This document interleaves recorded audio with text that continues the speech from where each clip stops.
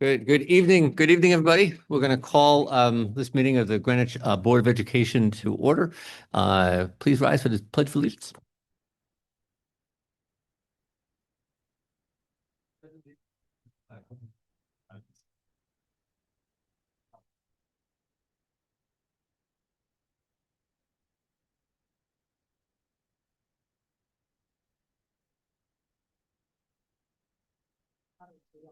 So if you saw our agenda this evening, it's nicely balanced in that we go from pre-K to elementary school. We're going to talk about middle school with enrollment policy, and then new courses at the high school. There's a theme across all of these agenda items. It's really about meeting our students where they are, whether it's giving them choices in middle school or attending specific skills in pre-K to giving them more choices for courses in high school.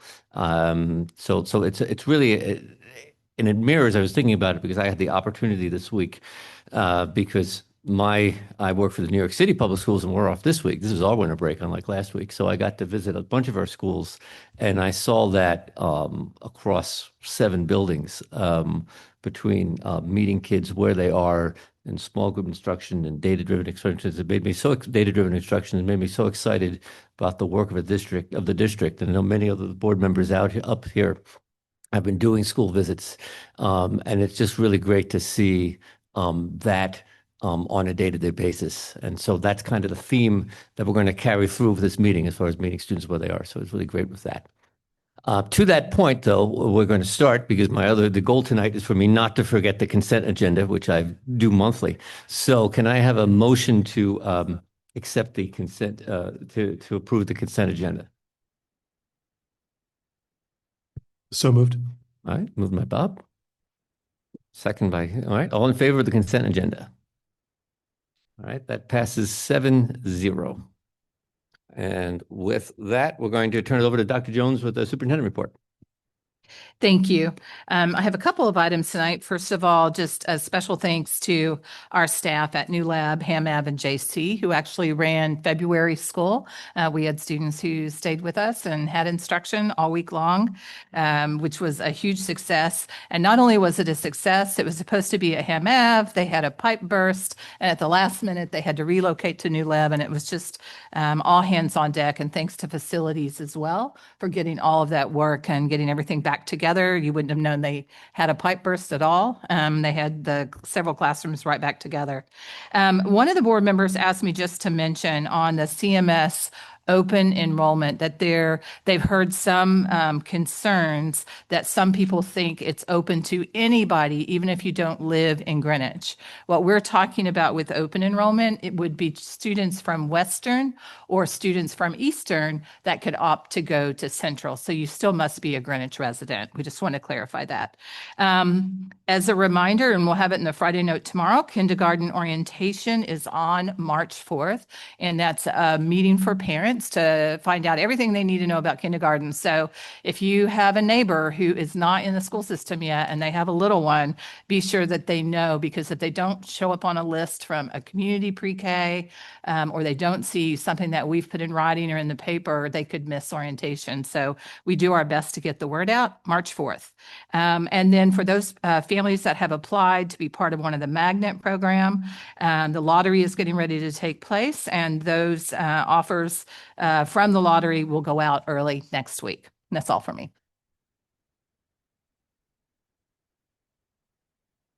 Reports from officers and committees. Go ahead, Wendy.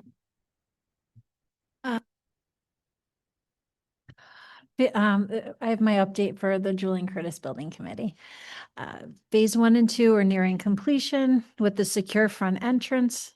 The ADA bathrooms, parking, and other aspects are complete.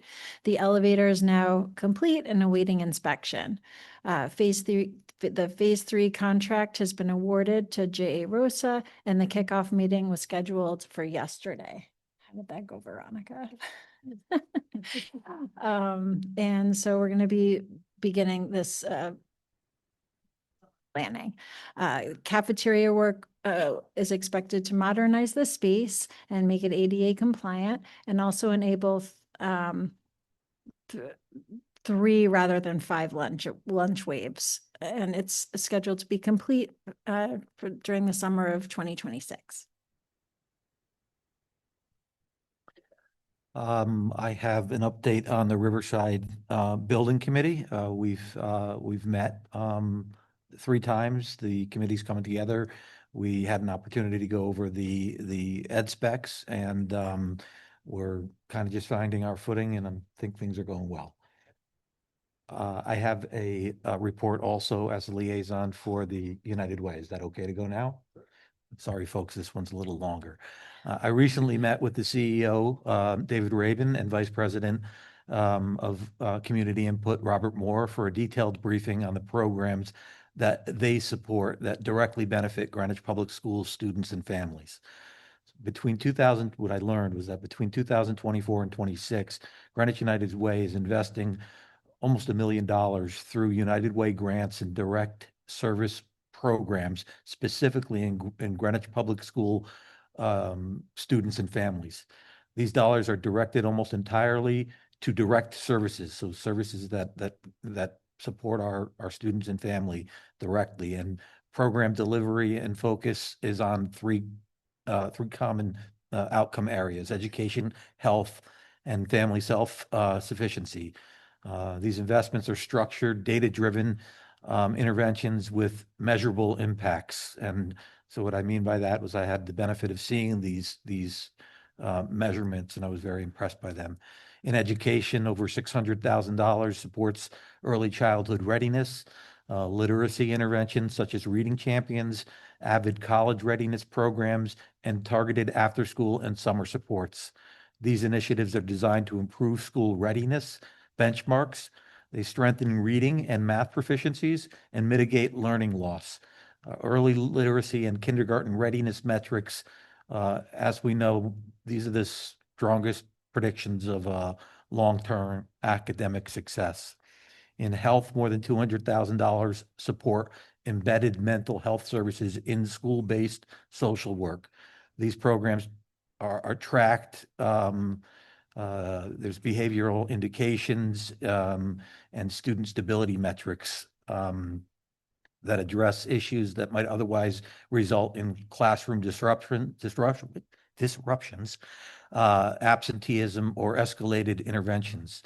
In self-sufficiency, targeted investments are in place to reduce food insecurity and transportation barriers, which directly increase student participation in academic and student enrichment programs. So from a fiscal perspective, this represents, like I said in the beginning, $1 million of funding supporting Greenwich Public School students. And these services are delivered at a significantly lower cost than if we were to create and staff comparable programs internally. The Greenwich United Way, from my point of view, is strengthening our schools, reducing non-academic barriers to learning, and enhancing educational qualities. And I believe the partnership represents a significant educational value, and I look forward to continued collaboration, strong awareness of the return on investment from the Greenwich United Way. Thank you. Go ahead. Sorry, mine's also a little bit long. Thank you, Paul. I have 2 updates. The first one's from the Greenwich Alliance for Education. I'm going to read this one because it's also a little bit longer. Reminder that the Greenwich Alliance Reaching Out grants are due on Monday, February 23rd. That's a reminder to all the educators. And the link to apply is on the Alliance's website. The proposals should foster educational success for under-resourced students and be innovative programs and enrichment opportunities that elevate achievement for all students. Another reminder that the trivia challenge is Friday, February 27th. That is 8 days away. And tickets are sold out, but everyone has the opportunity to bid on the online auction, which is going to go live on Monday. This year, each of the principals has offered a really fun auction prize. And another highlight are 2 tickets to the sold out, that's in capital letters, Harry Styles Together concert tour. There's also a donor who is willing to match $25,000 for Avid Success scholarships. So this would be a great way to support our educational foundation. And lastly, the Tuning Into Music program provides free private music lessons and opens up access for students to the many musical ensembles in our schools. There are 14 students who will be playing in the annual Strings Festival next Friday evening that we just wanted to recognize and congratulate. I'm going to move on to the Distinguished Teacher Award. The nomination packets are now available on the Greenwich Public School website, and we really encourage all members of the Greenwich Public School community to consider nominating an outstanding educator. The completed packets must be submitted and received by March 5th at 5 p.m. An award recipients will be recognized at the April 16th Board of Education meeting, and the committee invites all the board to attend the Distinguished Teacher Celebration on Thursday, May 7th at 4:30 right here at Central Middle School. And the Special Education Advisory Committee update will be provided by Chair Andy Cosby, who is here in person and will speak in public comment.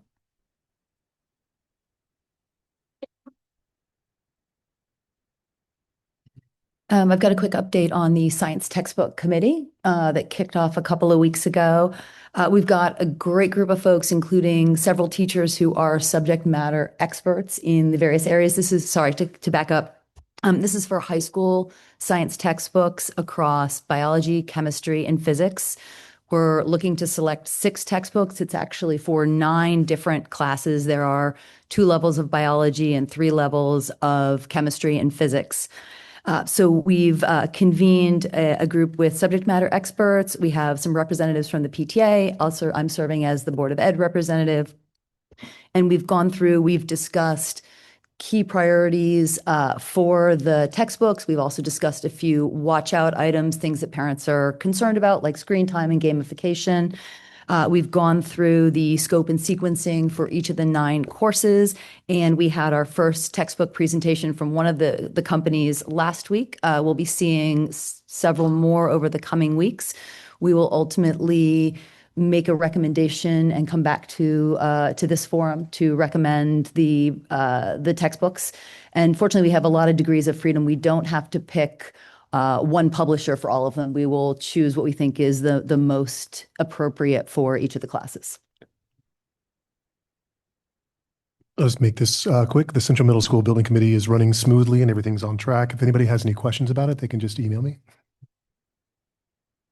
To that point, the Old Greenwich Building Committee is all along. We are anticipating groundbreaking April 6th. So we're going to start construction there, spring break. And then the Policy Committee met this week as well. We talked about the CMS enrollment regulation, which you're going to see later on the agenda this evening. And we also talked about a revision to our policy around filling board vacancies that may be coming your way at a subsequent meeting in a month or so. Any other reports or questions? Okay. With that said, we're going to turn things over to the next portion of our meeting is the public hearing. Up first is the gentleman from GHS. Come on up, gentlemen. Student government.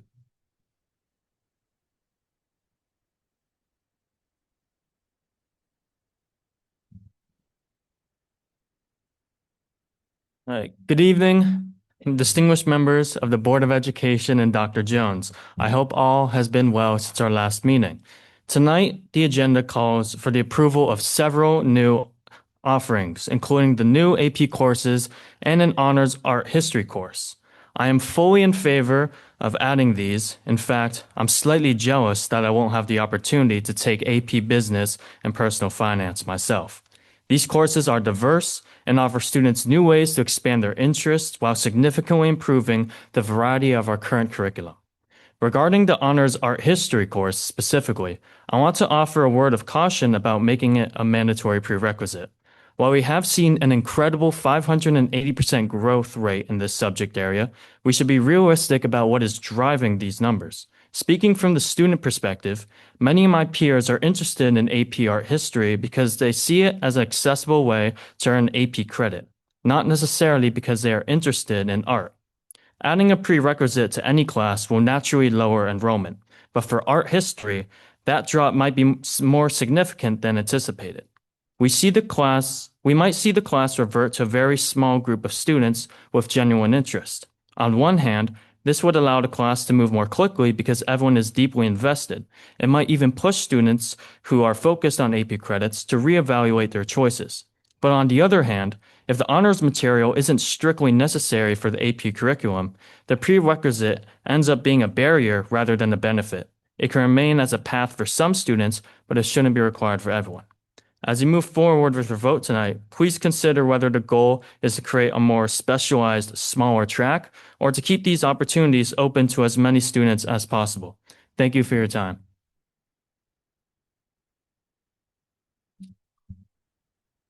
Thank you, Colin. Good evening, members of the BOE, Dr. Jones, students, and community members. I'm Gabriel Lezai, the student body president at Greenwich High School, and I'm happy to both see and speak before you this evening. So, I come bearing updates, and in the first days back from February break, Greenwich High School students have continued their hard work, and I'm happy to report great progress within student government.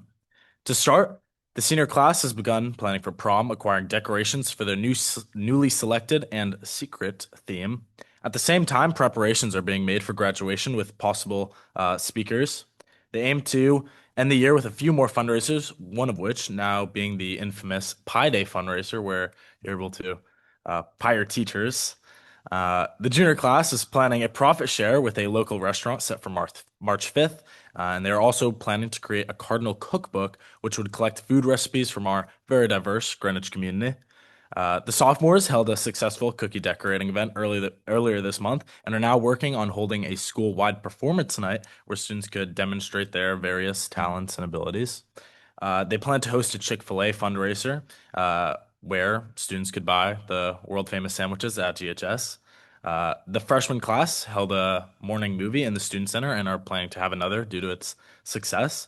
And there too, notably fundraising with a St. Patrick's Day fundraiser set for St. Patrick's Day and a possible food drive in our coming weeks. As for our student government committees, they have been very busy as well.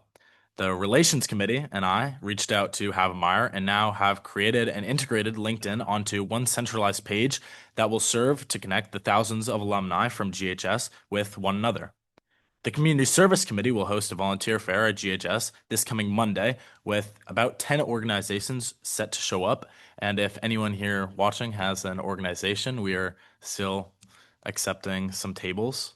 The Events Committee has their school-wide tournament for Clash Royale, a mobile video game, underway right now, where students have been intensely competing for the grand prize. And they also have a classics book drive set from March 10th to 16th. So if anyone plans on clearing out books, donations will be appreciated. As for the action item of the night, yesterday at our XCOM meeting, we had an in-depth and fruitful discussion about AP courses and their respective workloads at GHS. I would like to thank Mr. D'Amico for joining us yesterday, and I hope that we can continue working to prevent students from becoming overburdened and overstressed. I spoke on this issue in depth last meeting, so I'll keep things short. If these new AP classes are approved, I hope there are additional discussions about a potential hard cap on the number of AP classes students can take at GHS to, not overburden students and allow for, more free time. So that concludes my more updated speech. And so I thank you for your time and your commitment to Greenwich Public Schools. Thank you. Thank you, Gabe. Thank you, Colin. Gabe, your comments were noted last month. Mr. Mayor and I had a conversation about that this morning, so we really appreciate it. Moving on to Margaret Jackins, the GEA is up next as we move through. We let the student government talk for as long as they want. Everybody else gets about 3 minutes. So just as a reminder here as we move through. Go ahead, Margaret. Good evening, board members, Dr. Jones, and community members. My name is Margaret Jackins, and I am the president of the Greenwich Education Association. Last fall, I spoke to you about my hope that this year GEA's concerns would be better heard. We've made some excellent progress in our meetings with Dr. Jones and the staff at Havemeyer. And today I'm pleased to be able to thank you, Dr. McCanty Anthony, Ms. Coven, and Ms. Chivaroli for the meeting with our representatives yesterday and hearing our concerns about special education. We look forward to continuing that conversation and hope that eventually GEA will be able to have regularly scheduled meetings with the board. Can you believe February is almost over? I hope everyone had a wonderful break. We all deserved it. I don't know about you, but I spent the better part of that time watching and enjoying the Winter Olympics. And as I did, I kept thinking about the myriad of skills that our teachers bring to the classroom every day, with nary a medal to show for it. So I hope you'll indulge me for a minute as I award a few Winter Olympic gold medals of my own. For pre-K, gold medal in short track speed skating. Everyone starts in the same direction. Amidst the chaos, there's lots of joy and teachable moments. Elementary school in alpine skiing. It's all about learning to stay upright while picking up speed every year. Pizza wedge first, black diamonds by 5th grade. Math, ski jumping. You read the slope, calculate the perfect angle, and launch with confidence. Science, bobsled. Push together, test the angles, trust the physics, and enjoy the ride. ELA, gold medal in figure skating, storytelling, expression, interpretation, technical skill underneath, but what really matters is the voice and personality. Social studies, curling. Every move builds on what came before, history in motion. Special education, snowboard cross, my favorite. Different starting points, same course, individual strengths, and some spectacular recoveries. Art, snowboard halfpipe, style counts, technical counts, but mostly commit. Music, ice dance, rhythm, timing, harmony. Tech ed, gold medal in luge, precision engineering, hands-on learning at high speed. Phys ed, cross-country skiing, relentless cardio, no shortcuts, just keep going. World language, hockey. It's fast-paced, collaborative, and fluid. School counselors, Nordic combined, balancing 2 wildly different events, academic and emotional support, and they help everyone land each challenge successfully. And finally, mental health providers, gold medal in skeleton, calm under pressure, head first into intensity, but steady, focused, and grounded. Together, Greenwich teachers are an Olympic team. Each event is different, but every role is vital and every student is supported. And that's what makes our team not just strong, but gold medal worthy. But when even one teammate is removed, there's a hole that can't be filled. The jumps feel shorter, the turns are wobblier, and the rhythm of the team is disrupted. No matter how skilled the remaining athletes are, some expertise, some guidance, and some supports are simply gone. Every student feels it. The course is harder, the pacing is uneven, and opportunities are lost. In a real Olympic team, you don't just shuffle positions and hope for the best. When a key member is gone, the event suffers. So I ask you, think about the Olympic team that is made up of Greenwich teachers and how every member of that team is essential. When you pass one of them in the hall, let them know they're valued and hang a virtual gold medal around their neck.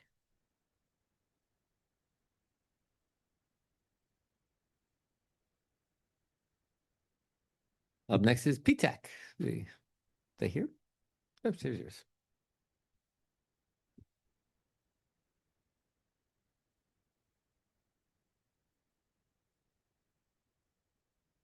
Sorry, I didn't hear my name, even though I knew I was up.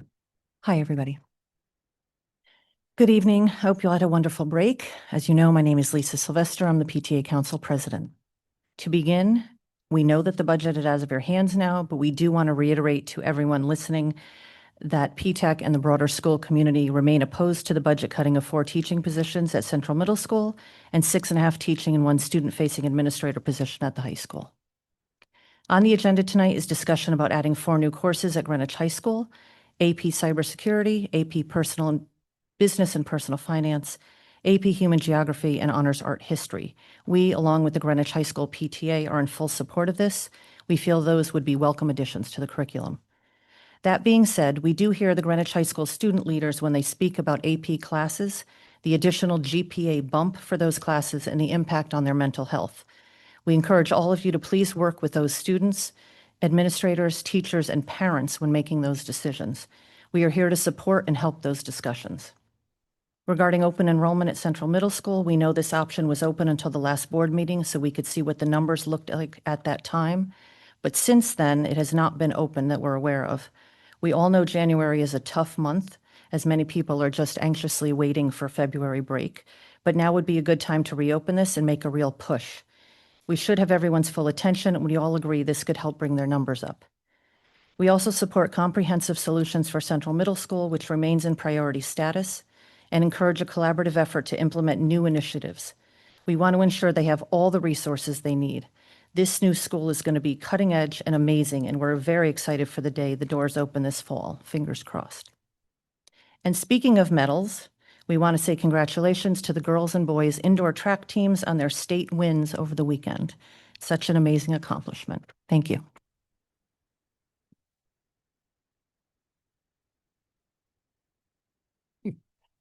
So we're up to community comments. So I think there are 8 individuals signed up for community comments tonight. So take it away.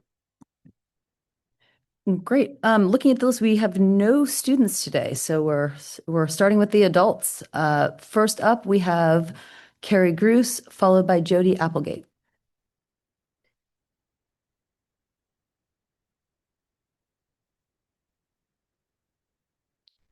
Good evening. My name is Carrie Gruce, and I'm here tonight to speak in support of the CMS open enrollment regulation.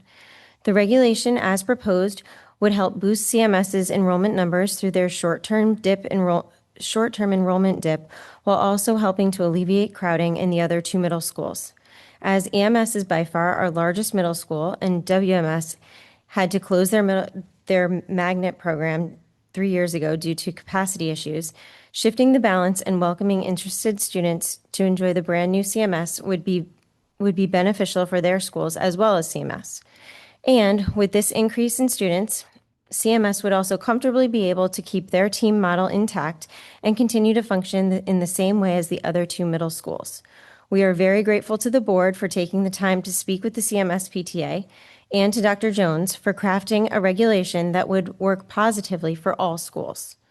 The recommended caps allowed from each school would help maintain current teaching needs at all schools and would allow those interested in the district the opportunity to enjoy the fruits of the taxpayer dollars in the new facility. We appreciate the thought and discussion that has gone into this plan and strongly encourage the Board of Ed and Dr. Jones to implement this regulation and allow CMS to open its doors to all. Thank you.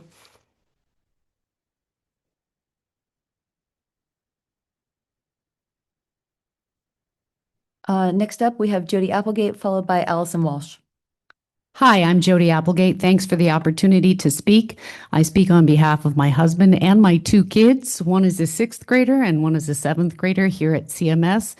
And we strongly support the open enrollment regulation idea. It's a great solution. Everybody wins. I've seen the team model in action. It has helped my kids in very tangible ways. And these kids and their classmates lived through COVID during elementary school. Now they're living through the construction. And please don't make them accept a lower quality of educational experience because of a temporary dip in enrollment. People will jump at the chance to send their kids to this new building, and I hope they are given that opportunity. Thank you.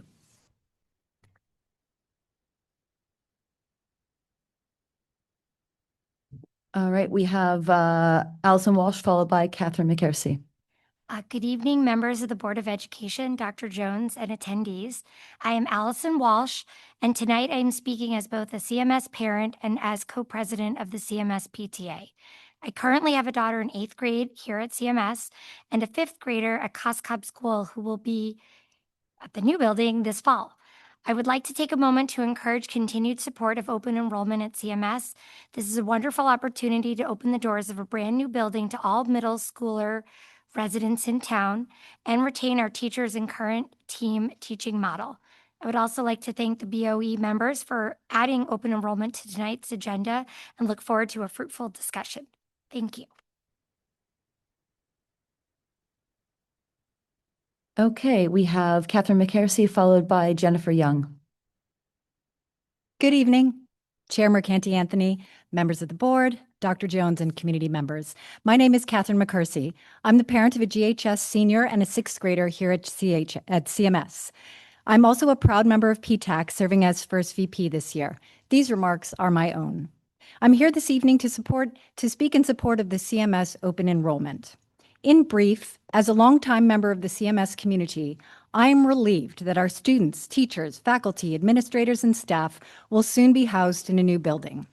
As a parent of a student evacuee from 2022, I know how this entire community has struggled for, advocated for, and wished for this reality, though at times it certainly seemed more like a mirage. For families considering an open enrollment option to CMS, please know this community is comprised of wonderful students, great teachers, faculty, and families. It's a place to study, dream and strive, risk and reach, grow and gain knowledge, form friendships, and find hope. A community of families who stayed with their school, a community of teachers who stayed with their school, a community of staff and administrators who, yes, stayed with their school, who didn't waver in their commitment to our kids through thick and thin walls and woes. In the new school, there's room to share and room to grow with people who care about kids, who stick with kids through thick and thin. This example teaches our kids an invaluable lesson of commitment to education, resiliency, toughness, and strength. Our oldest child, a senior, has CMS teachers who still cheer her on, encourage her, who care.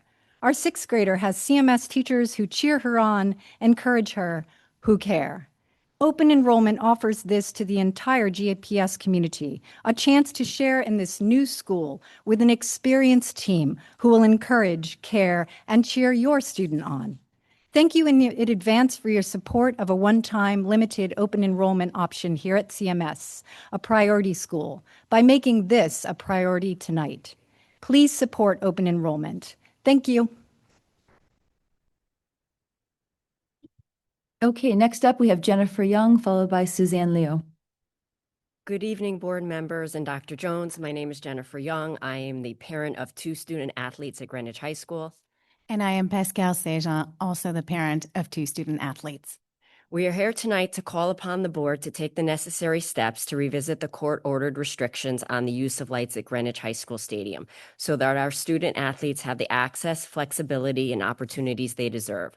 For over 2 decades, our community has been held hostage, operating under an order established in a very different era, before advances in lighting technology, before the significant growth in student participation, and before the scheduling demands have been placed on modern families. It is reasonable and responsible to evaluate whether those restrictions still reflect current realities and the best interests of our students. Lighting technology has changed dramatically over the past 20 years. Modern LED systems are highly directional, significantly reduce glare and spillover, and allow for precise controls, including dimming and scheduling.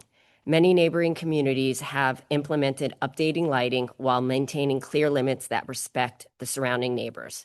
For example, Norwalk, Darien, and Westport allow lighted school turfs to operate until 9:00 p.m. These communities demonstrate that it is possible to balance community concerns with student access in a thoughtful and structured way.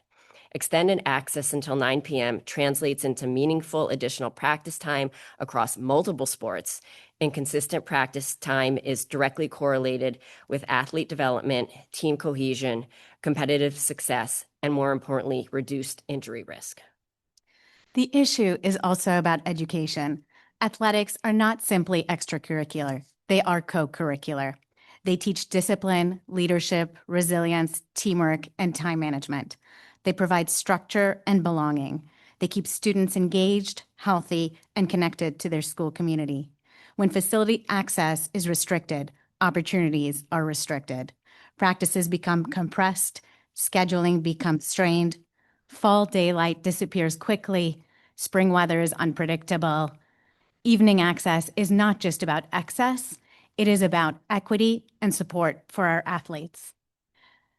We urge the board to consider the appropriate next steps, be it legal via the courts or our preferred approach, to invite the other parties to a productive dialogue that strives to find a win-win solution that benefits our collective community and our large student population. Let's work together to solve this problem.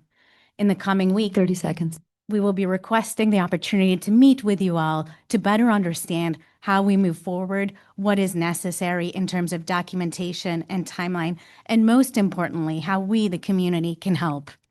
Our students deserve thoughtful leadership. This is not about conflict, it's about progress. It is about ensuring our facilities reflect modern time standards and that our policies reflect current realities. It's time to I'm sorry. reopen the conversation and turn the lights back on. Thank you. Pascal, before you step down, could you please spell your last name? Sejean. Thank you. Next up, we have Suzanne Leo, followed by Andy Harrington Cosby. Good evening. My name's Suzanne Leo. I'm Executive Director of the Greenwich Symphony Orchestra, formerly the Chief Operating Officer of the Bruce Museum. I oversaw its expansion, and I have been an advocate for arts education and nonprofit arts interests in this town for over a decade. It can't help but notice that there's been a tremendous amount of press recently regarding the Havemeyer building and what may become of it. I represent voices that would see it become a performing arts center. It's my understanding that care, custody, and control of the building reside with the Board of Education, and I wanted to get a sense whether a move is on the Board of Education's radar, whether attempts to find a suitable home will be added to this year's or next year's agenda, and how the community might help in finding an appropriate space for you all to use. While I fully recognize that the board did not anticipate these questions tonight and is not prepared for any answers, I thought it was important to state for the record that the community wishes to help move this issue forward. And to that end, I represent several community members who are offering the Board of Ed help to make that move possible, both financial, strategic, and otherwise. Again, my name is Suzanne Leo. I am here in town, and I'm willing to talk with you all about how to move it forward. Thank you. Okay, next up, we have Andy Harrington Cosby, followed by Alex Pop.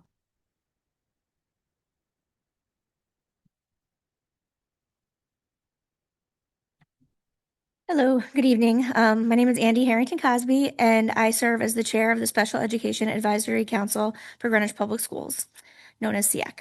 SEAC is a collaborative advisory body representing administrators, special education and general education teachers, parents of special education students, and community members.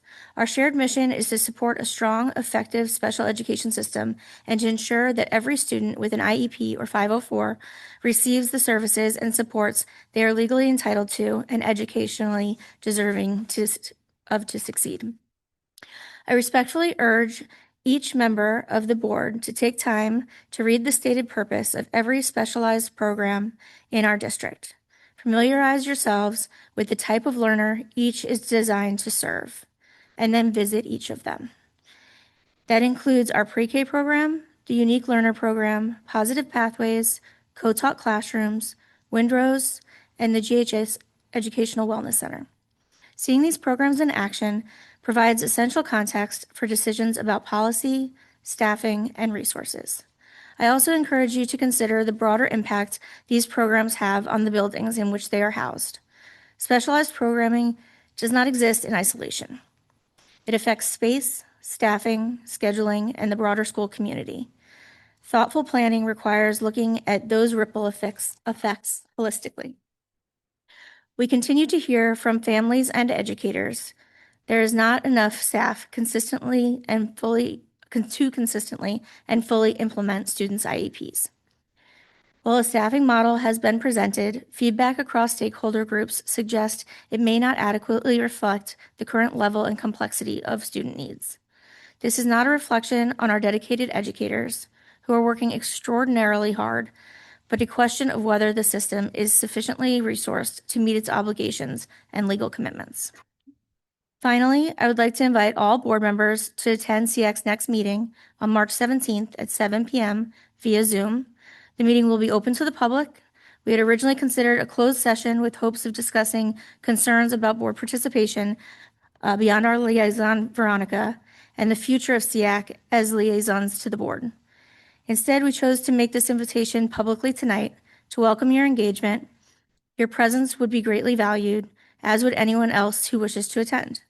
We appreciate the board's attention to these matters and stand ready as SEAC to continue partnering with you to ensure Greenwich remains a district where all learners are supported and able to thrive. I also want to add that I've been involved both on PTAC and 30 SEAC for seconds. 10 years. And the addition of Dr. Helgenthaler and her team has made substantial strides in making improvements, and we just want to continue. So, thank you. Okay, last up, we have Alex Pop. Alex Pop. I'm a father of a special needs child at Greenwich High School, and that's a perfect introduction, having someone before me. First of all, I'd like to give a huge shout out to the unified sports team at the high school. Coach Deirdre Burke, she deserves the Difference Maker of the Year award. Her and a terrific staff created an inclusive environment with plenty of cheering, laughing, smiling, and movement. But I'm really here to talk about the summer school program. And I don't think we're really meeting the needs of that special needs community. And I think we really could do better. A few years back, it was 5 days a week for 4 hours. Now it's 4 days a week for 3 hours, something like that. So we went from like 20 hours a week and we cut it back to 12 hours a week, and there's no services on Friday. That short and reduced schedule, eliminating Friday, has been really detrimental to the special needs community. Like my child, she doesn't have the luxury of riding a bike in the neighborhood, meeting friends for pickup basketball game, walking Greenwich Avenue in and out of the stores, attending a camp after school. She always needs adult supervision. So rather, my child and many others, they come home, they watch TV, they're on their devices, they're playing video games, and their activities are quite limited. The special needs community would be better served with a more dynamic program. Maybe it's a 5-day program, and on that 5th day, there's some kind of field trip or something. Maybe it's swimming at the high school, and then they go to lunch at Glory Days. Maybe they're walking the trails of the Audubon Center. They're going to Island Beach Ferry, going to the Bruce Museum, the Beardsley Zoo, or the Stanford Nature Center. There's got to be tons of activities for them. But the special needs community deserves a better summer program that is more robust, engaging with active socialization and essential skill development. So let's commit to a more dynamic 5-day program that incorporates some kind of stimulating field trips and provides a more supportive environment for this community so that their summers are really valuable.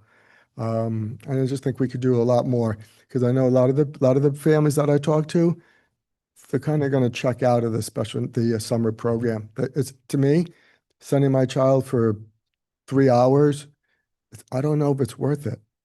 So we could do better for that community. And again, Deirdre Burke deserves the Difference Maker of the Year awards. Unbelievable. Thank you.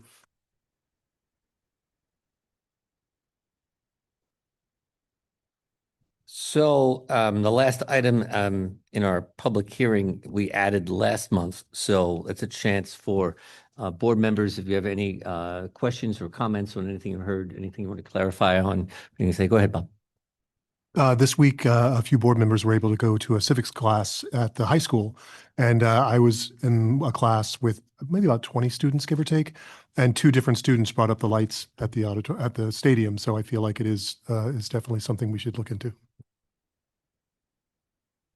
Well, and to clarify, we don't want to talk too much about it, but the board did take a vote last fall to reopen that litigation, and we do have an executive session that we're going to schedule next month to pursue that. So we can talk more about it, but that is something we hear your concern. Mm-hmm.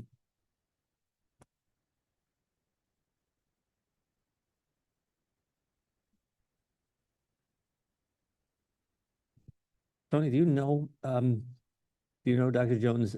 So ESY, it's only 3 hours is it only 3 hours, 4 days a week for everybody? For ESY, yes, some parents actually choose less than that. They may just want to come for speech services, but and it is 4 days a week. When did that change last year?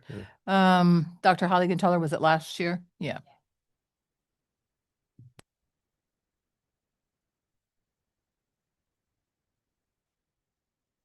And that helps us also with staffing. being able to get staff to work ESY in the summer, there's some benefits to that.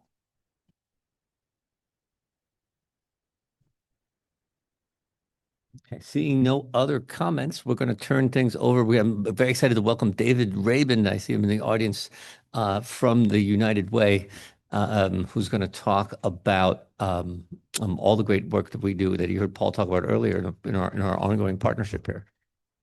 Great. That's a great word, partnership. Thank you so much for the opportunity tonight, folks. Mr. Capielli, thanks for the overview earlier of the partnership that you gave. You know, the Greenwich United Way mission is to uncover unmet human services needs, raise awareness and support, and develop lasting solutions in partnership with the best organizations in town. And that's what we've been doing for the last 90 plus years. And we have such a strong working relationship with GPS, and Dr. Jones has been so responsive and helpful in making all that happen over the years. Examples of some of the programs I wanted to mention was we've narrowed the achievement gap among at-risk kids entering kindergarten through our ECAGS program, which is Early Childhood Achievement Gap Solutions. We've improved the reading fluency of over 4,000 children over the last 17 years. That's our Reading Champions program. We've enriched the lives of hundreds of Title I students via grants for the Washington, D.C. trip. We've enhanced the after-school experience of New Lab kids by providing buses for after-school transportation. And the latest is our partnership with Ham Ave. Just opened last week. We've expanded the preschool there to be a full-day experience now, what does that do? That gives those parents, instead of 2:30 whenever Ham Ave closes, and most of these parents at Ham Ave, you know, Title I school, the parents, tough for them to go pick up a kid at 2:30, extends it to 5 o'clock, and that gives them peace of mind knowing their kids are in a warm, nurturing environment, learning through the end of the day. And there's more too, but time is limited here. We perform a needs assessment, and I invite you all to take a look at it on our website every 5 years, and that is what uncovers the needs of town. We're about to unveil our 2025 needs assessment in April. I know it's 2026, but we'll call it our 2025 needs assessment. And what does that show as one of the top 3 needs? Take a guess. Education is one of the top needs in town. No surprise to any of you, I'm sure. And this partnership that we share here in shared goals and approach is working, and the data proves it. As the convener in town, the Greenwich United Way has the insight to address those needs to help kids succeed. Greenwich Public Schools strategic plan even mentions that working with town organizations is a critical component for success, and we could not agree more. We're always looking for ways to align us more with GPS to improve student outcomes. Through the grants that we make and our own direct service programming that provide access and intervention, we will remain a steadfast partner in our common goal of ensuring that all kids in Greenwich Public Schools achieve at the highest level attainable. And if you have any questions, I'm happy to answer them. If not, we're very grateful for the partnership and looking for continued success for our kids. Thank you so much. Hold on, David. I think we have questions. Oh. But that's all right. But first, let me again thank you, because I know for years now the early intervention and the wraparound services that you provide are really essential. And you know, going back to this theme of data, the data that you bring to bear here and how you support students' growth is really a model for so many programs in town. So Appreciate we really that. Thank you. appreciate that. Anybody have any thoughts, questions? Go ahead, Veronica.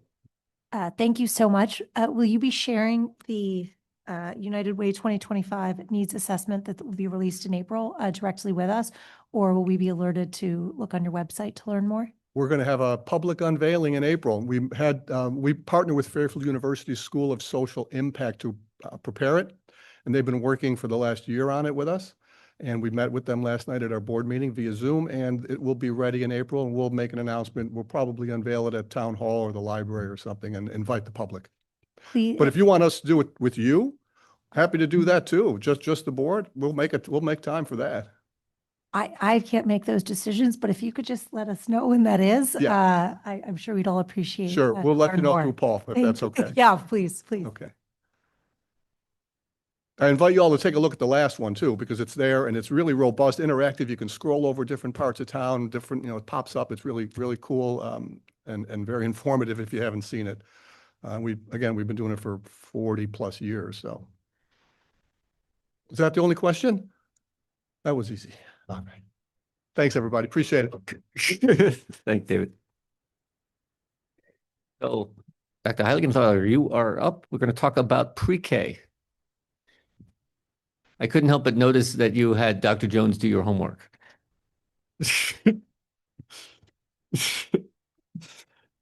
Did you get permission from SEAC before you went on vacation? Hello, and for those of you, I've met all of you, but I'm Dr. Heiligen-Thaler, and Chief Officer of Special Education, and I'd like to introduce. Sorry, can you stand a little closer to the mic just so the folks on Zoom can hear you? Sorry, I was trying to move over fast enough. So I'm Dr. Stacy Heiligen-Thaler. I'm the Chief Officer of Special Education and Student Supports. Preschool falls underneath the SESS department, but I also have here with me Miss Katie Natal, who is the preschool coordinator, and so she directly oversees all of the preschool. So it really is a triad of Dr. Jones, myself, and Katie of ensuring that we're meeting all the needs of our preschool from special ed to our typical peers as well, and the finance department and all of the billing and whatnot. So it really is a district program that we use to support our students. So I know that this presentation that we had is mostly about the logistics of pre-K. At the board retreat, there was some information about the pre-K curriculum as well. So really here to answer any questions you have about what's going on in pre-K or for further clarification.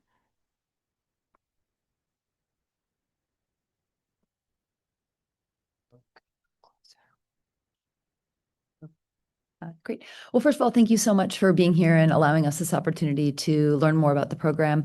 I've got a couple questions, but I'm going to start with hopefully an easy one. Understand that we have, per regulation, we need to have a number of peer students for our special ed students in pre-K. I'm curious, I've heard that there is a wait list. Could you give us a sense of how long is that wait list for the non-special ed peers on a typical year? Absolutely. I'll have Katie answer that. Just because the lottery was brought up, we actually have already run our lottery and are filling our spots, have filled our spots for the 26-27 school year. And there's still quite a few on the waiting list. Yeah. So we had about 225 applicants to our lottery this year, with about 85 spots to fill. I say about because we have people move in and out, and so there may be some openings that I didn't anticipate through the spring and into the fall. It just the way the community works. But we have about 85 spots that we filled, and so if you do the math quickly, we have over 100 people on the waiting list. And so I'm not sure where the questions come from, but there is a long list. So we try to have about 2 weeks to get people to respond and tell us their intent so that I can move as quickly as possible. And we did move up the lottery date this year to December from last year was the end of February. So we're moving quickly, which is exciting and helping us get more of the community involved in our program. So it occurs to me that we might want to back up because there's a great video online and we all watched the presentation. So, but for folks at home or watching the audience that might not be familiar, maybe before we go to questions, maybe would you mind, Stacey, just giving maybe this a 2-minute explanation of how pre-K works, because not everybody might understand how the mechanics of the program. Sure. So going way back to the beginning and at the start is that we are legally obligated to provide preschool special education services for students on their 3rd birthday. So happy birthday. Welcome to Greenwich Public Schools if you qualify as a 3-year-old. Following with that, we also are required to provide access to typical peers. So we have a ratio of 6 special needs students with 9 typical peers so that we can have a ratio within the class for our classrooms. So our special education students are qualified through the PPT process. So they go through an eligibility process, they're evaluated to see if they qualify, and then they're placed at the school. Our typical peers come into the program through a lottery system. As Katie explained, we have more more students who want to come, then we have spots. So we do the lottery every year to fill those typical peer spots, and those peers stay in the program for the 2 years. So for their 3 and 4-year-olds before they go on to kindergarten. And then we fill those spots as the students. So we keep the 6 for our special education and we keep the 9 for our typical peers. Great, thanks so much. Could you talk a little bit, or sorry, let me back up.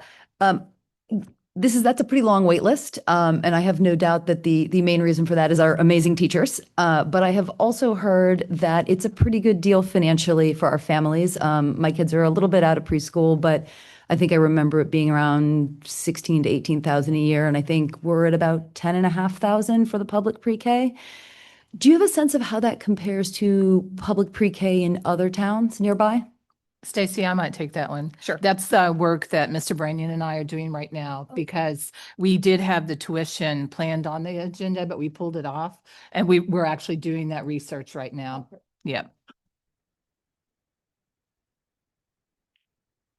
See, she did do my homework for me.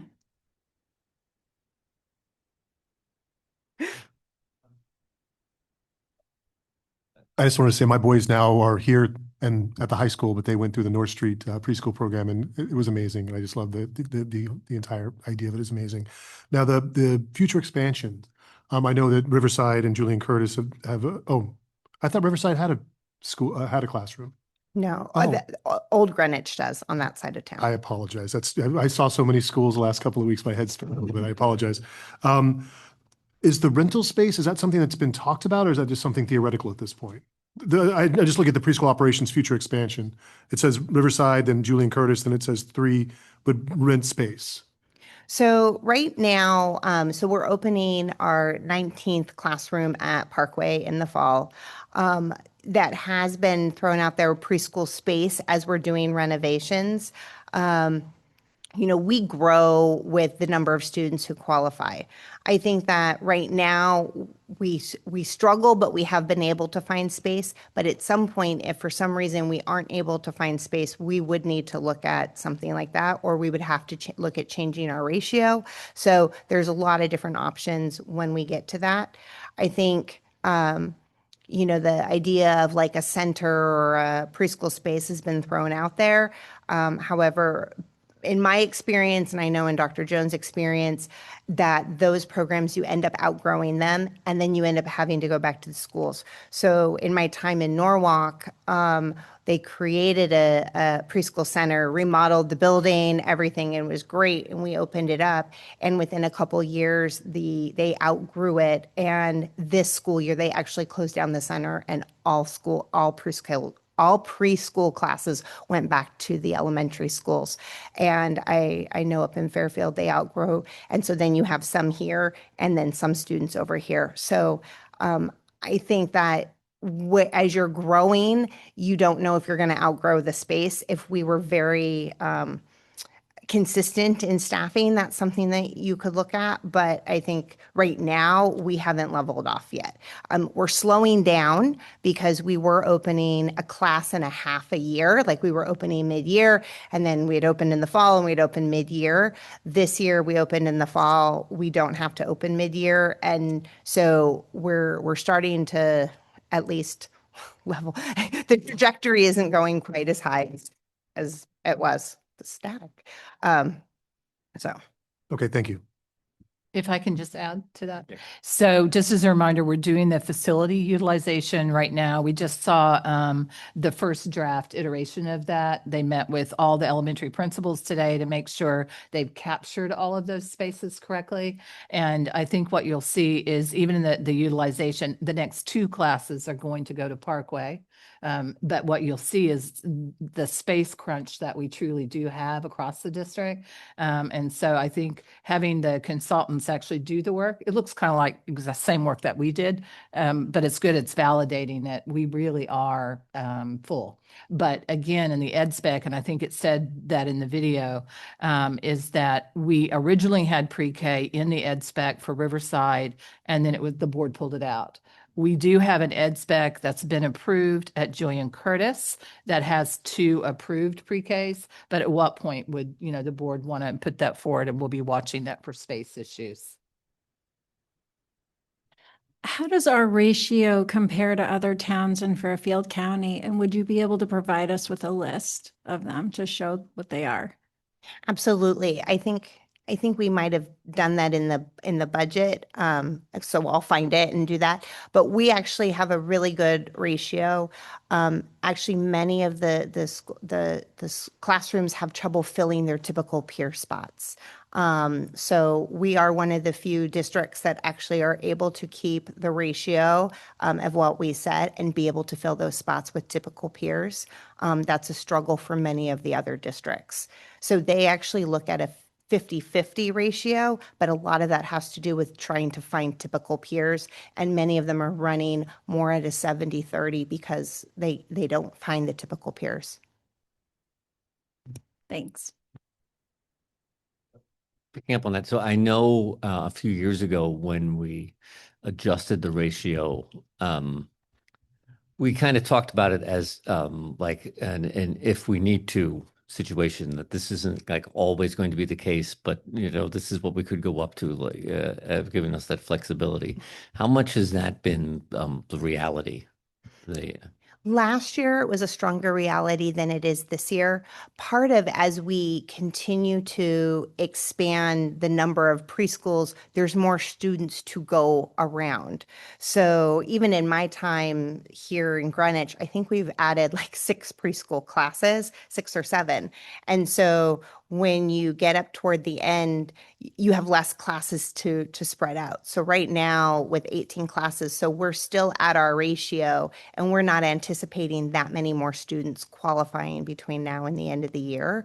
So we might, as we start to get into, and April, May, June, but not even at that, we don't expect that everybody would even go up 1 over, just because of the amount of dispersion amongst the classes.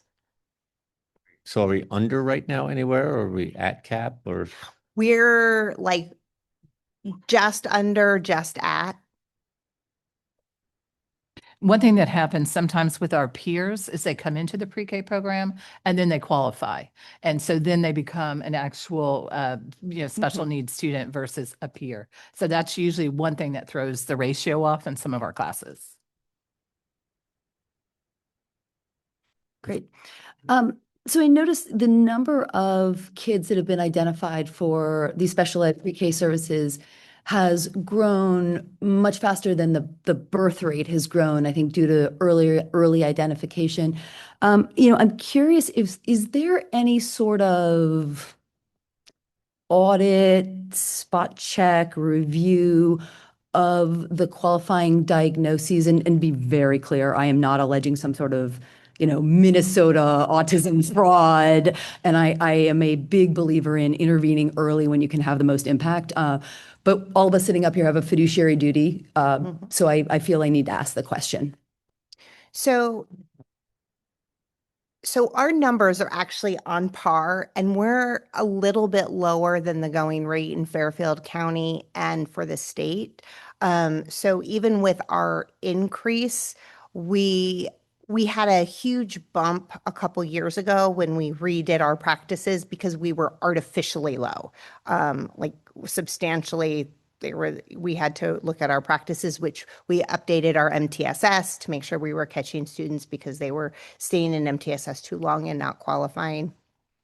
So what we're looking at is pretty on par with where we should be. So we haven't audited, and in some ways there's a self audit in that every 3 years we have to reestablish eligibility. So a student is made eligible in 3 years, we redo eligibility, and we do that for the course of their entire educational career as long as they're in special education. So you can qualify in preschool, and then usually in first grade we look at that again. We would look at it again in 4th grade, seventh grade, and we do have some students who do exit.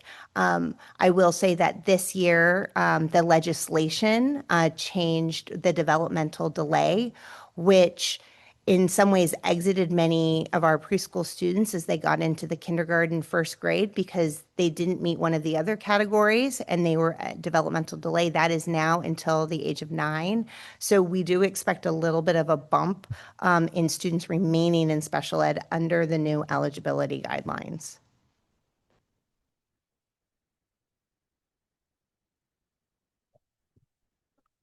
Who determines the ratio? I know that the services are mandated by law. The ratios seem to be different throughout the town, thus some of the questions. But are there any guidelines? Are there any minimums? Are there any maximums? The minimum is 50-50. So the state requires that we at least maintain a 50-50. My understanding, because the ratio is how it is when I came, is that it's really kind of established with the board and with the superintendent and what that ratio is beyond that. And I think all it takes, I encourage all of you to go and do a read aloud in a pre-K classroom with 15 children.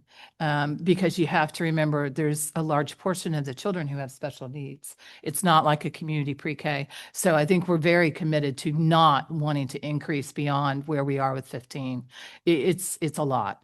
And especially given some of the challenges we have with Paris, and we've had to change the model there a little bit. We're happy with where the ratio is as well, but I don't think we should be going, higher. I think it would impact instruction. And what you see in some of the districts, even in Fairfield County, they're doing things like half-day programs. Yeah. Then they're not seeing the results we're seeing coming in and being ready for kindergarten. And that is very, very important to us.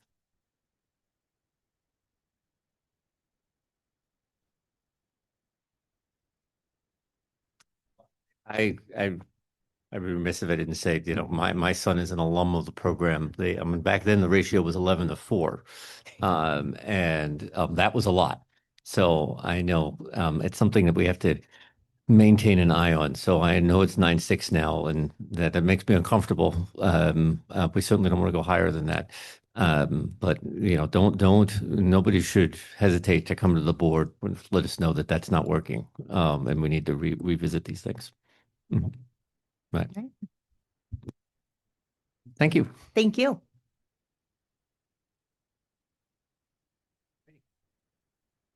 Dr. Jones, you were up with the highlight of the night, the air quality report. And I hope that is the shortest item of the night. So this is a legislative just requirement that we have it on the board agenda, that we're just letting the public know that the air quality report for each building has been posted online. So if you look under facilities on the onboard docs, it does also have the direct link if you want to just go straight out to it. But again, we're required just to look at the air quality of every building, and facilities has finished that. It is posted and ready for public viewing. Any questions on the air quality report? Disappointing. Okay, moving on. It was comprehensive, and we should note for people listening, it came out glowing. I mean, there were no concerns in the air quality report. Across all 15 buildings. Okay, so Mr. Brandon, Mr. Lai, we're up to the financial reports. Are you online? Are they online? Are they here? I'm here. There he is. Patrick's away today, so you get stuck with me for the report. Biggest change between the month Second end. disappointment of the night. The biggest change is special education. You can just really demonstrate the volatility of that program. Within 1 month, we went from a $1.9 million budget projected savings to under $1 million. So it was $1 million swing. So it just highlights the volatility of the program, but we're still running ahead of budget. So that's the biggest highlight from that report, but happy to answer any questions you may have.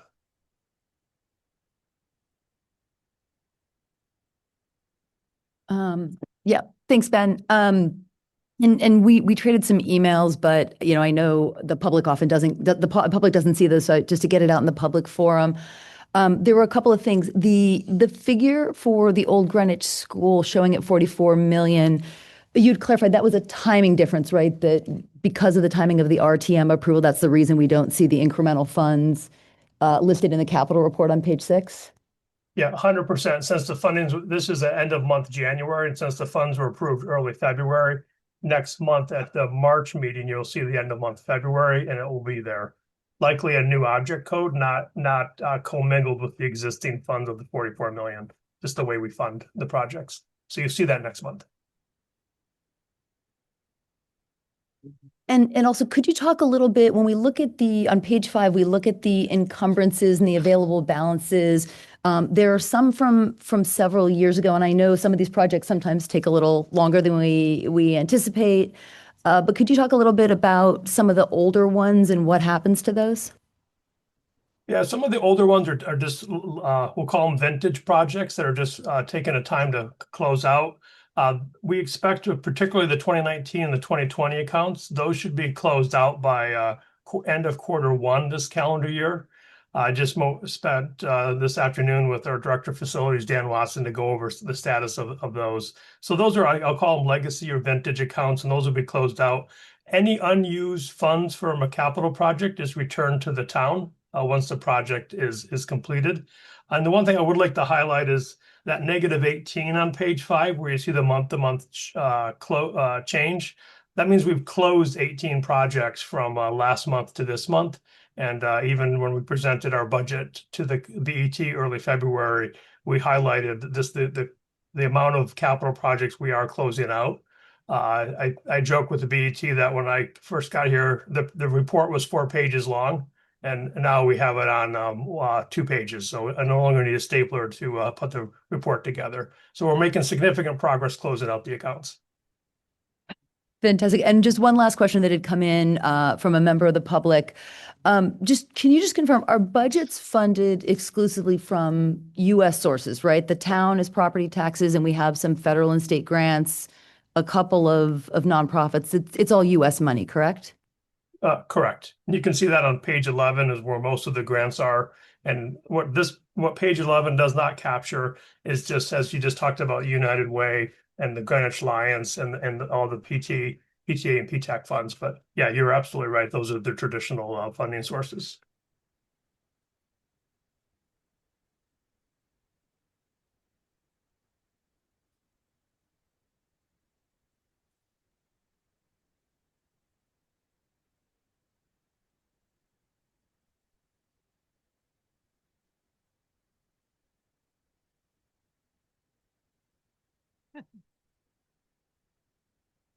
All right. Anything else on the financial report? All right. Seeing none. Budget transfers, Mr. Branning. Hopefully I can beat Dr. Jones on the shortest agenda item as presented. All right. Congratulations. Dr. Budd. There he is. Dr. Budd has the staff absenteeism report. I hate to be the shortest item, but maybe I'll be the second or third shortest. What can I say? You see the written report there is, or the published report. Our staff was predictably healthier in January than they were in December. So last month I talked about the large spike the 3rd week of December, and that's gotten back in January to the pre-December levels. And I would point out an observation at the bottom of page 1 would continue to be that the staff absenteeism has trended downward this year compared to the past 2 years, and is probably more or less stabilized with what would be, typical absence trends for people who need to be out because they're sick, their family is sick, or they have personal day reasons. And even the last chart on this page, on this document, about the highest recent absence week, which was week 21, the way we chart it, even there, that followed the Martin Luther King Jr. holiday on the Monday, and Tuesday, the first day of the week, ended up being the lowest absenteeism of the week. But, as we were back in school, we had more people absent. It's interesting, one of the New Haven papers reported earlier this week about absenteeism among the New Haven teachers, and They have tended, New Haven, as many urban districts, has tended to be about double the staff absenteeism rate of Greenwich and suburbs. But one thing I want to point out is that even though New Haven reports having about double the amount of teachers that we do, they report in the same article having about half of the number of substitute teachers as we do. So they employ about 120 substitute teachers based on their report, and we have about 250 in the stable right now. So that's kudos to all of our staff who work very hard on not just being substitutes, but getting more substitutes into the system. Happy to answer any questions you have.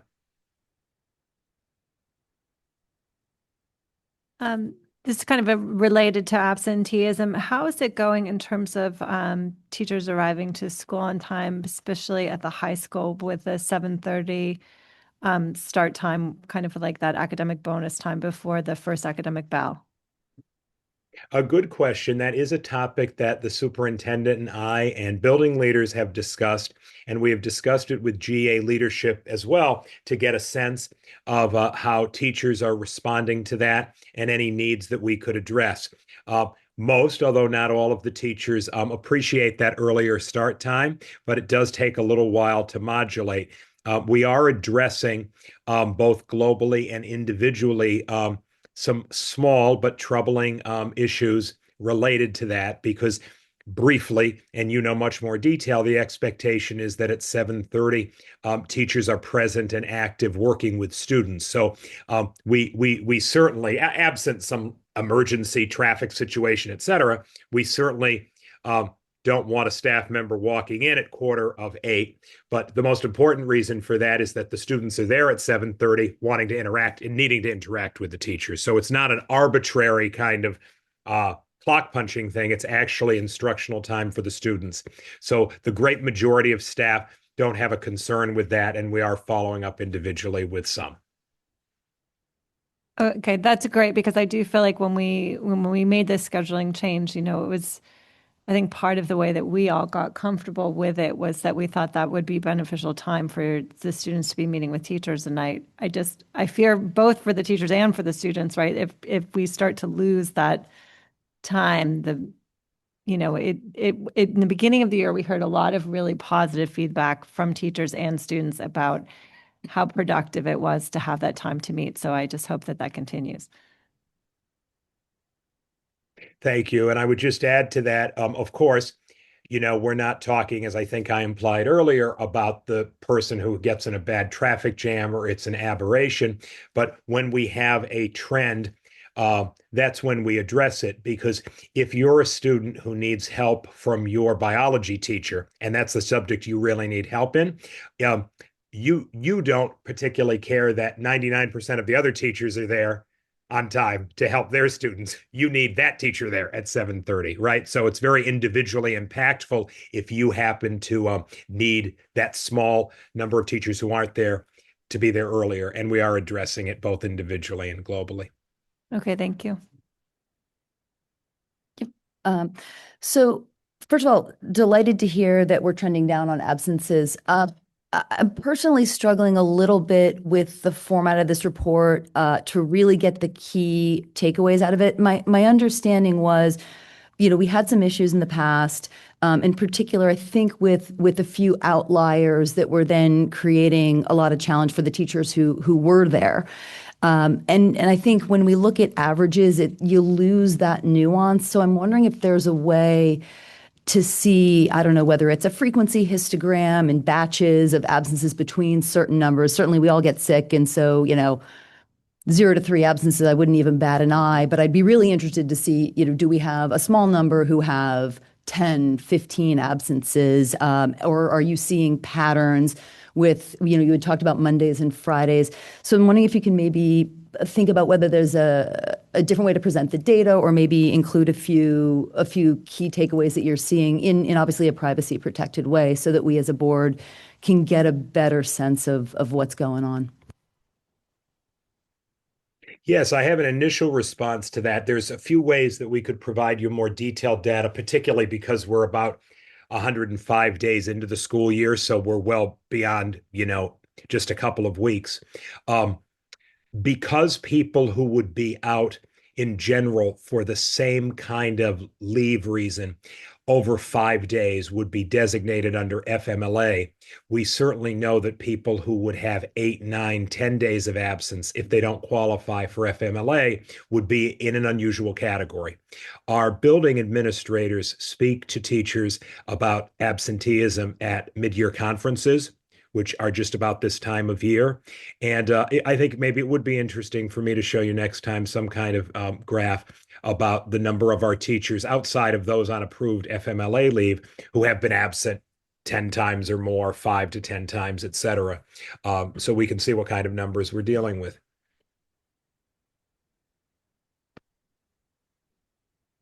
Dr. Budd, I fear you have lost the shortest agenda competition to both Dr. Jones and Mr. Brandon, so you have to buy them both a soda tomorrow. Thank you. This next one will not win that award. No. Okay, so now, Dr. Jones, the CMS open enrollment regulation, this is a discussion item. We should remind the public, not an action item, purely because the board does not vote on regulations by its bylaws. We only vote on policy. You set the regulations. Yes, and this is one reason that I actually chose to do it as a regulation so that we could get it crafted, we could get, the feedback on it, and then be able to also have it posted online in a public space.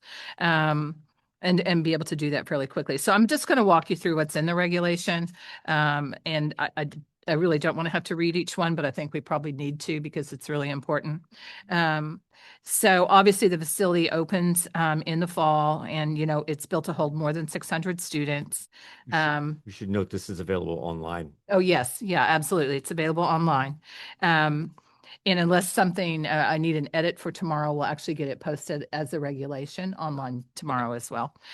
So when we look at open enrollment, the first thing is, just as a reminder, we had an interest form that launched in December to families of all fifth grade students that were not already zoned for Central. And it went to all of Western and Eastern families that have that will have current 6th and 7th students. So that again happened in December, and all the families who filled out the form before the December 25 closing date, according to this regulation, and of course, there may be questions, would be approved for open enrollment because they filled out that first form. Incoming 6th grade students would be able to attend orientation at their respective middle schools, including students who, if they're at Western or Eastern and they've opted into Central, we'll make sure that we get a bus to get those kids to Central for their orientation. Open enrollment would have a second enrollment period, which would open on or before March 6th, so very soon. It would end on April 3rd. The second enrollment period would accommodate that 15 additional 6th grade students, 15 additional 7th grade, and 7 additional 8th grade students. And we'll look at the grid here in just a minute. Number 5 is if more students apply than space is available, a lottery for the open enrollment spots would be held on or before April 8th, but after closing of the form on the 3rd. So again, that's just if we had a large influx of students. So number 6 is talking about on March 5th, the district would host a virtual open house for families to present, renderings of the new school. Obviously, they can't tour it yet, but we have some fabulous renderings that people can see what it's going to look like, learn about the new facility, state-of-the-art instructional spaces, the fields, the technology, and a second enrollment period would launch on that March 6th.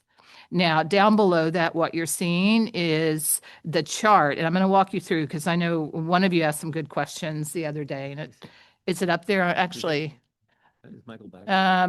I think Mike or Jonathan, is Michael? Yeah, if you could bring that up just for the public, Mike, we'll wait just a second.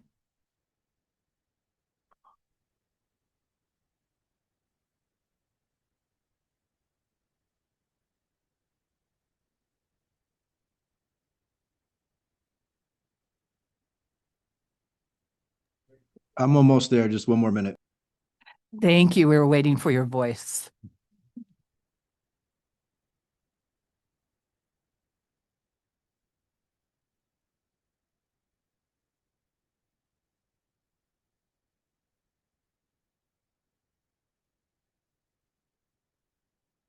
So Yeah, go to the page where it has the current projected enrollment chart. So what you're looking at here, the first, that first chart at the top, that is sixth grade. So this is your possible projected enrollment for next year. So it lists each school. The second column over is what is projected for next year. And that's just based off of our October 1 projection count. Then we had the enrollment period that we did in December. So what that's showing you is Central, if we went by everyone that signed up, would gain 14 students. Western would lose 13 sixth graders, and Eastern would lose 1. Now with our second enrollment period, that's what that column is saying, fourth column over, we could add another 15 to Central. Western could afford to lose another 14. And the reason I put 1 from Eastern, I was trying to have a realistic just projection based on what we saw from the first opening. That could change, but that would give you your final projected after the second round of open enrollment, where Central would be at 161 for sixth grade, 149 at Western, and 243 at Eastern. So each chart is formatted in exactly the same way. And that number was so that we can balance to have relatively the same size of teams and needs so that we're not, it's not swinging too much in either direction. So you can see exactly where those numbers would be for 7th and then for 8th.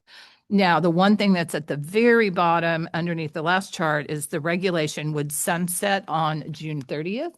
And that was just, the board would want to decide, is this something that you're going to want to continue to do, the following year? So it's just trying to be clear that it would sunset June 30th, and then we would talk about it again and how it went. And I'm happy to take questions, but it's a pretty simple process. And I don't think it's difficult for us to do it all. Even if we have to run the lottery, we're accustomed to doing that for our magnet students and also for pre-K. I think it's worth clarifying because we talked about this in policy yesterday. So the projections, that projection column is what we projected. That first enrollment column, that was the students who actually signed up during that enrollment period in December, which is, so column 3 there, enrollment period 1, December. Those are the students that actually, or the families that have actually signified interest in coming to CMS. That's correct. The fourth column is hypothetical. That is, we heard comments today about reopening the open enrollment process. So this regulation is doing that and saying that we would have this many seats available should families opt in. That's correct. Right. Okay. Questions? Go ahead, Veronica. There was no mention, but I don't think this was purposeful or intentional of, sorry, I'm going to rephrase that, how I asked that. This open enrollment is open to all students entering 6th grade, entering 7th grade, and entering 8th grade that are residents of Greenwich, regardless of what school they're currently at. So that includes public and private schools. That's the way I wanted to phrase my question. Yes. If they're in a private school and they have a Greenwich address, they have a right to come to the public school. I just wanted to clarify that. Thank you. Yeah. During the budget process, I think it was early December, Mr. Cheney had asked if you could find an extra $216,000 by moving other parts of the budget around to find an extra 2 FTEs for Central Middle School. And I think the big concern driving that especially was the double English in 6th grade. Did that happen? Do we have 2 more? Or did that not happen? I'm sorry, I don't recall. No, when the board did not pass that additional, I think Mr. Cheney made the motion. But what the answer to that is, if we need staff based off need, we have to find it. And that's what we always do. I mean, I was looking at elementary today and we have 10. Sorry, that wasn't my question. I know we didn't pass an additional $216,000, but he had emailed you and you emailed us on December 15th saying at the same aggregate level of the budget, you could reallocate from other buckets. And I think that's why some of us felt it wasn't necessary to add the 216 because we felt you found it there was, I think, $100,000 that we could move because we were running below expectations on the outplacement cost. There were a couple other line items. So my understanding was that was found. And so we didn't need to add it on top of the budget. If it's needed, it will be found. Yeah, my understanding was we would have to do that before we voted on the budget. And I made my amendment that was voted down, and someone else would have had to make another amendment. Sorry, I thought your amendment was to add on top of the total, though, as I recall. I thought shifting within the budget was completely within Dr. Jones's purview to adjust as needed during the year. I think you're saying the same thing, right? The as needed is the qualifier there. Paul, I see your hand. Yeah, I just wanted to jump in. I must have misunderstood this as well. I would have voted with Mr. Cheney because I was under the impression that we did need that, and that as needed was the relief that it was found. So I just wanted to give you those 2 cents. Otherwise, I think I would have been voting with Mr. Cheney. I did understand Ms. Kraus as it related to such a granular amount of the budget, and that the administration could find that. And I believe we received that email prior to the budget, and so I understood it to be that it was found. So that seems to be a misunderstanding. Maybe Dr. Jones can talk about, because I think this is the one of the big concerns here. So how and there's a lot of things. Given those different columns, how do we see staffing playing out here? In all honesty, I don't know until we enroll. Right. Because, it gets down to how many advanced classes do you need in mathematics? How many, advanced English? Like all of that comes into play in the number of staff that we need. But again, that's the way it happens across the entire district. And it's always based on need. And when we were in front of the BET and they asked this kind of a similar question for our budget day, we said it is always based on need for our staffing. That's what we do every year. And let's say we need 15 new teachers in September. I certainly hope that doesn't happen. But right now we have 10 sections we are watching in elementary. And if you've watched some of the stuff that's come out even in this week about how elementary is that age level starting to go back up again. We could see that. And if that happens, then we have to manage the budget. You get halfway through the year, usually about January, and then we would have to go for an interim if we can't manage our way out of it, if we had to hire too many staff. But it will be based on student enrollment and the number of students. With the projected enrollments that on that fourth column there, would that require, or would we have to look into adding any more staff? You're kind of asking the same question because right now in the budget is what the budget is. So it depends on what we need. Yeah. Is there a scenario in any of those columns where class size gets above our regulations? No.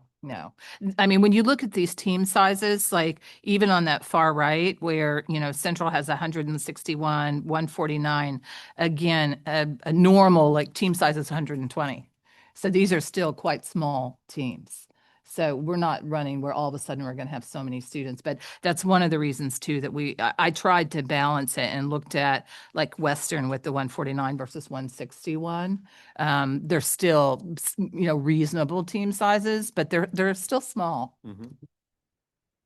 The other concern we had in December was about electives and electives at CMS. And you want to talk about that for a minute?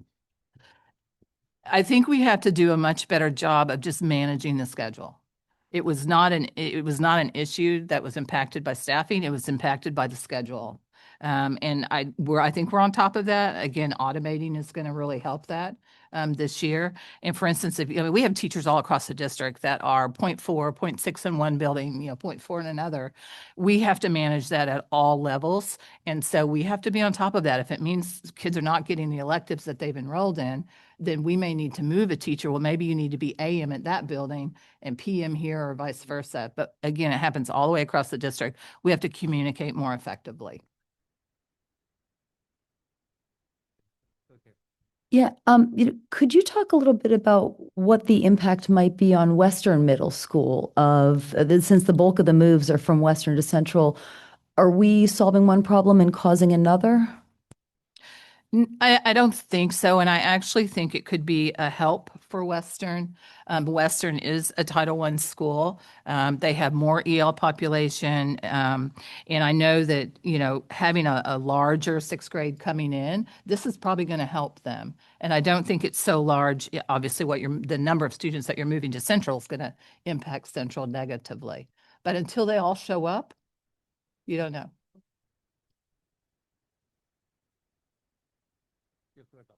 I just want to ask about the regulation, the sunsetting on June 30th. Is that with the understanding that if we feel like we want to renew that for the next year, because I feel like there will be people wanting to come to Central Middle School in years to come, I think, part of it is getting through the second enrollment period, just in case we have more students that we have to run a lottery. But let's say we get through the second enrollment period and we really don't get that many more students. The board, we would probably put it on another agenda and say, let's do enrollment period 3. Let's keep it open through June 30th. But we don't want to keep it open too long, because otherwise we could have staffing implications trying to fix in July and August, and that's hard to do. Sorry, just one more clarification. When we talk about sunsetting this, that's just for new enrollments. Nobody's talking about taking a sixth grader next year who magneted into Central and sending them back to Western the following year. Once you're there, right? Yeah, this is just the process itself, and it's really just to help manage the process.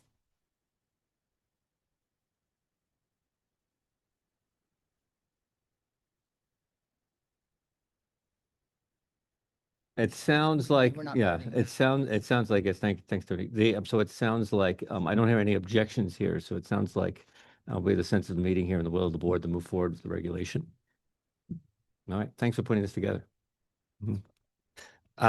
So moving on, the next action item the only action item is new courses at GHS. I don't see Mr. D'Amico's well-dressed presence here in the audience, so I'm assuming he's online.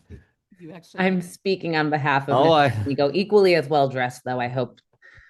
Good evening, and thank you for having us back tonight. I was happy to hear from both students and parents during the public comment, advocating so strongly for their approval of all 4 of our new courses this evening. Our house administrators, Mr. Walco for AP Business and Personal Finance, Ms. Areco for AP Human Geography, Mr. Byrne for AP Cybersecurity, and Program Coordinator Ms. Stillman for Honors Art History, are all of which are available to you virtually this evening to answer any questions you may have ahead of our votes.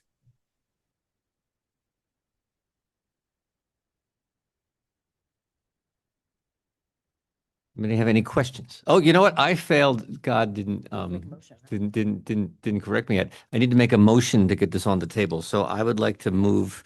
To approve the new courses at GHS as presented. I'll second that. Okay. Now, are there questions? I would just say perhaps not, because I think they did such a great job at our last meeting of describing everything, and I think we asked a lot of poignant questions last meeting.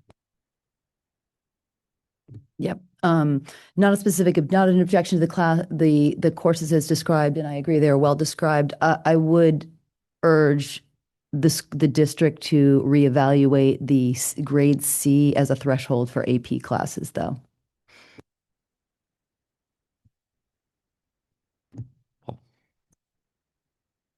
Thank you. They were very well described, but I do want to reiterate something that we said in another meeting, because I feel that sometimes our other committee meetings aren't as well watched and the public doesn't get an opportunity. That's kind of been a little bit of the theme of the night that Karen started. Thank you.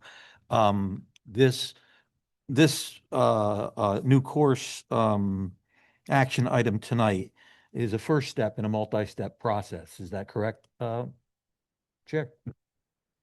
We would have to, we'd have to come back to approve textbooks and resources such as that.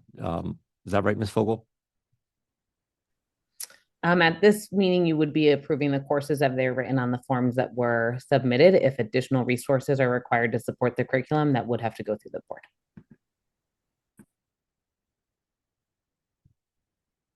Are the books, are the resources, the textbooks already listed in here? I apologize. I read this a couple weeks ago. It's the last page, number 8, estimated cost, and that's usually where like it'll say there are no required textbook for the course.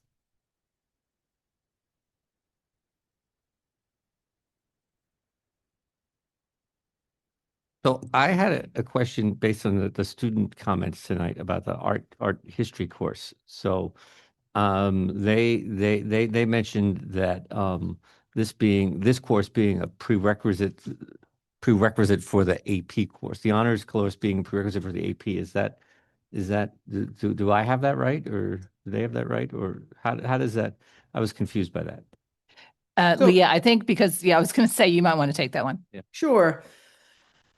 So there's a few different ways that the honors art history will become one of the possible prereqs, but there's other ones that other courses they can also use to have as a prereq for the AP. I'll also let you know that AP art history, I believe, is the only course in the book right now that does not have a prereq or a recommendation before it is taken.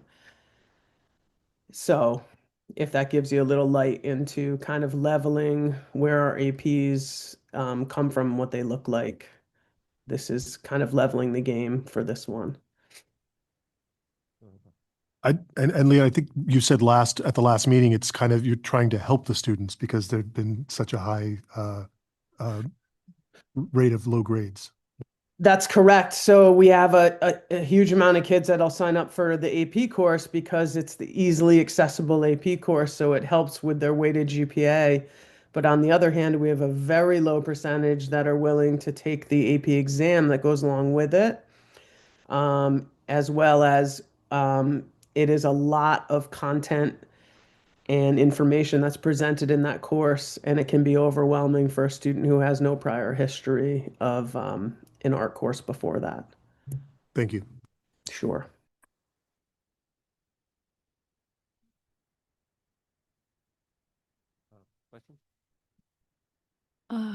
I might want to remove just one of them and make a motion to remove the AP geography, just so we have a little bit more time to go through the curriculum. I might want to make a motion to amend. So do you I hear you. So do you want to make a motion to amend, or are you making a motion to amend? Can I speak? Yes, please. Okay. I don't think I heard Ms. Walsh making a motion to amend. Right. I think she said that she wanted to, and I think that that could be echoed by others, but maybe there's some more discussion that could alleviate concerns. And that goes back to my question as, will we have an opportunity to review curriculum? The textbook is the BFW Publishers Human Geography for the AP course, second edition, 2025. Yeah. I actually did the research on that, and I was comfortable with it, and I spoke to Ms. Walsh about that. I think we're both comfortable with that. So do you have anything to add to avoid the potential amendment? I mean, I hear you, and I was actually unaware that we were approving the textbook as well. Because oftentimes, so often textbooks come at us differently, and we have time to review the textbook. So That's what I share a similar sense of discomfort in approving a textbook without having done due diligence on it. I wonder if there's a way to approve the course and not the textbook. If people are okay with that, so that would make it. I don't know. I'm thinking out loud here, but the amendment and a possible amendment in that regard would be to approve the 4 courses with the amendment that we're but not that course book as listed on page whatever it is 25. Go ahead, Sophie. I'm just wondering if there are any questions that maybe Tara Vogel could answer to allay some of the concerns about the textbook. I could jump in also. All right, Lucy, why don't you go ahead? So maybe adding that textbook has caused confusion.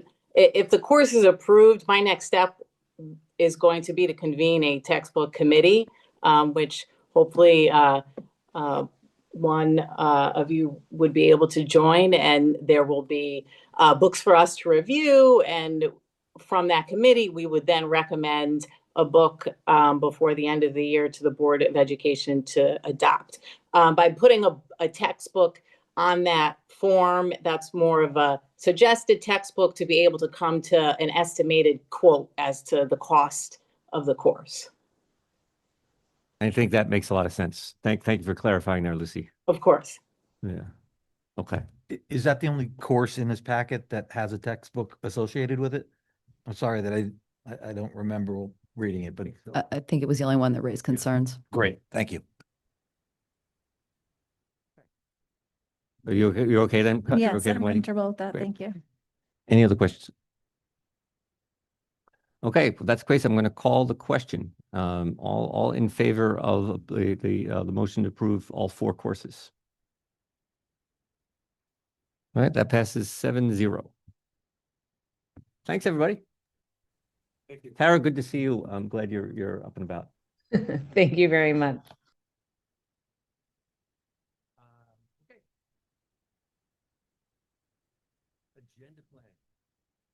So we're at the agenda plan discussion. Dr. Jones, anything you want to point out? No, I don't think so. I mean, we had United Way tonight, and then we had moved, I believe this shows it, but the YMCA will be in April instead of March. That was at their request. So they'll be coming before us. But other than that, I think we're on track. Go ahead. Yeah, I think at one of the meetings I had asked that we have a review of AP and honors and ALP, some of our advanced classes. Did that make, I didn't see it. Did that make it on here?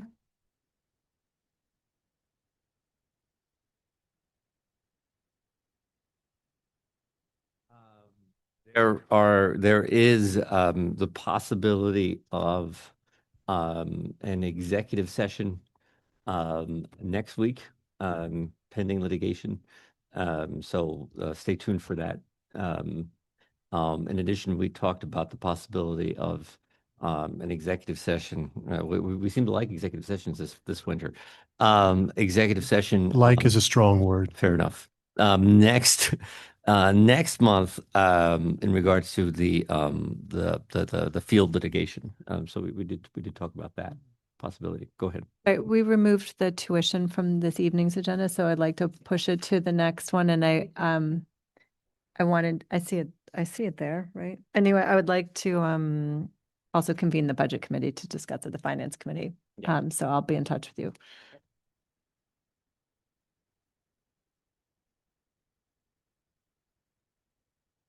Yeah, maybe not. And then I don't know. So this is a little bit of a curveball, Tony, but based on some comments this week, I don't know if Dr. Budd, I don't know if it needs to be a discussion item or written to the board, but based on some comments this week, it'd be helpful. I don't know if we've seen like a staffing report as far as attrition or retention. I'm not quite sure what the what the right word is, but I think it might be helpful to see over the last few years, basically our rate of retention or rate of attrition when it comes to staff. I think that could be good food for thought. That makes sense. Yeah, I can plug it in somewhere. Okay. Let me meet with them. Okay. Anything else? Then we have a motion they'd like to make. I make a motion to adjourn. I'll second. Okay, motion by Mr. Cheney, seconded by Ms. Coven. All in favor? Motion passes 7.